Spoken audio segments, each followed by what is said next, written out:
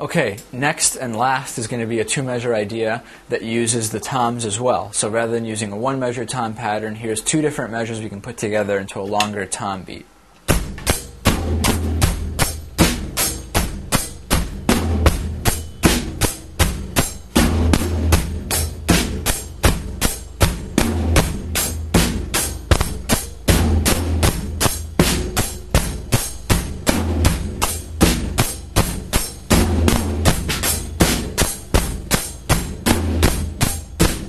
Here's the same pattern a little bit faster.